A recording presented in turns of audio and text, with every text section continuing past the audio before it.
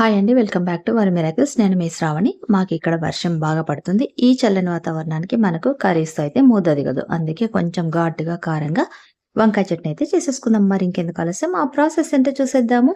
మీరైతే వీడియోని ఎక్కడ స్కిప్ చేయకుండా చివరి దాకా చూడండి. ముందుగా స్టవ్ వెలిగించుకొని స్టవ్ పైన పాన్ పెట్టుకొని ఒక స్పూన్ దాకా ధనియాలు, తర్వాత 5, 6 వెల్లుల్లిపాయలు, ఒక 10 దాకా ఎండుమిరపకాయలు, ఒక స్పూను జీలకర్ర, అలాగే కొద్దిగా కరివేపాకు ఇవన్నీ వేసుకొని కొంచెము మీడియం ఫ్లేమ్ మీద దోరగా వేయించుకుందాం అన్నీ కూడా మాడిపోకుండా.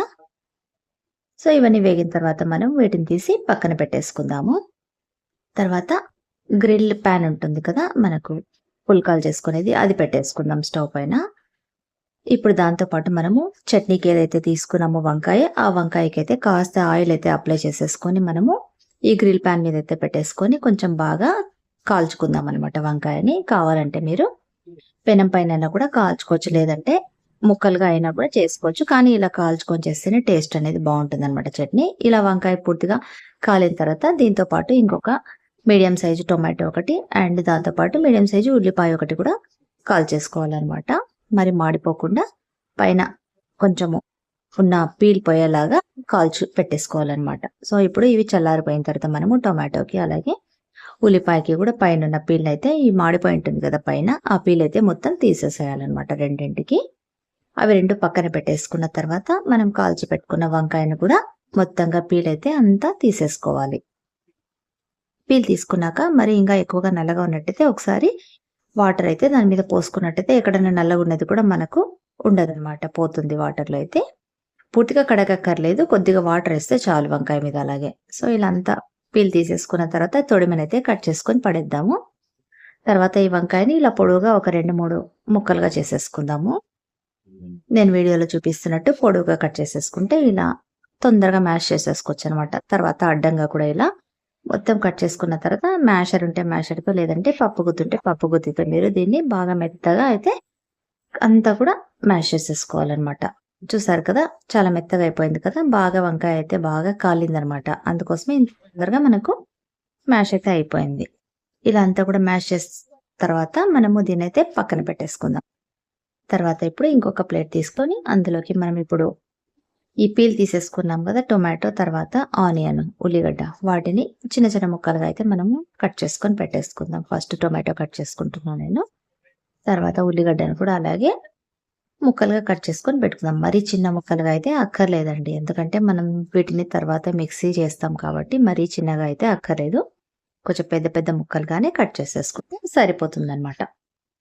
ఇలా ఉల్లిపాయ, తర్వాత టొమాటో ఇలా కట్ చేసుకున్న తర్వాత దీన్ని కూడా పక్కన పెట్టేసుకుందాం. ఇప్పుడు మిక్సీ జార్ తీసుకొని అందులోకి మనం ఫ్రై చేసి పెట్టుకున్న ఎండుమిరపకాయలు, ధనియాలు వేసాం కదా, ఇప్పుడు దాంతో పాటు కాస్త ఉప్పు, కాస్త అయితే పసుపు, అలాగే నానబెట్టి పెట్టుకున్న ఒక నిమ్మకాయ సైజ్ అంత చింతపండు కూడా వేసేసుకొని, ఆ చింతపండు నానబెట్టిన వాటర్ కొద్దిగా యాడ్ చేసేసుకొని దీన్ని బాగా మెత్తగా మెత్తగా అంటే మెత్తగా కాకుండా కాస్త కచ్చపచ్చగా మనమైతే మిక్సీ చేసేసుకుందాం.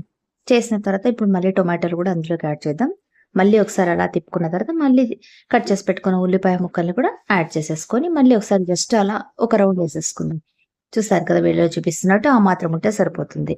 ఇప్పుడు మనం ఈ చేసేసుకున్న మిక్సీ జార్లోంచి అంతా కూడా మనము మ్యాష్ చేసి పెట్టుకున్న వంకాయలకైతే అంతా కూడా ట్రాన్స్ఫర్ చేసేసుకుందాం.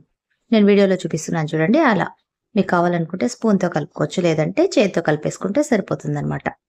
ఇలా ఎక్కడన్నా ఇంకా కూడా మనకు వంకాయ ఏమన్నా గట్టిగా ఉన్నట్టయితే అప్పుడు చేత్తో అనడం వల్ల మనము అంతా కూడా ఈవెన్గా మనకు బాగా కలిసిపోతుంది అనమాట ఇది చట్నీ అనేది.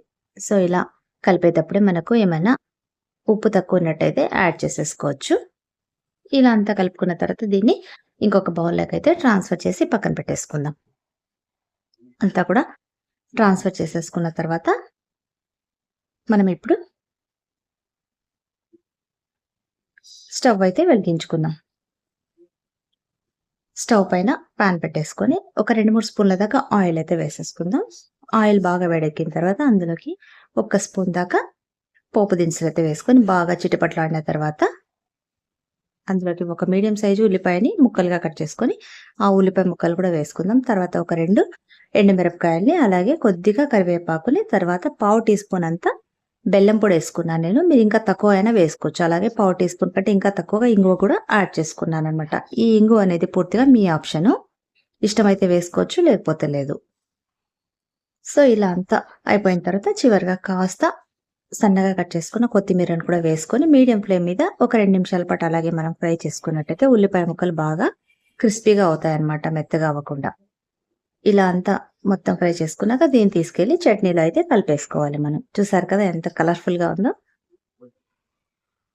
ఇంకేముంది, మనము ఇష్టమైతే పైన నెయ్యి కాస్త వేసేసుకొని మనము చక్కగా వేడివేడి అన్నంలో కానీ, లేదంటే రాగి ముద్దలో గాని చాలా బావుంటుందనమాట. సో, ఈ వీడియో మీకు నచ్చింది కదా! ఈ వీడియో గనుక మీకు నచ్చినట్టయితే ఒక్క లైక్ ఇవ్వండి. అలాగే మీ ఫ్రెండ్స్‌కి, ఫ్యామిలీ మెంబర్స్‌కి షేర్ చేయండి. ఇప్పటిదాకా నా ఛానెల్ సబ్స్క్రైబ్ చేసుకోని వాళ్ళుంటే ప్లీజ్ సబ్స్క్రైబ్. ఇలాంటి మరెన్నో మంచి వీడియోలతో మళ్ళీ మీ ముందుంటా. Until then bye. Thanks for watching.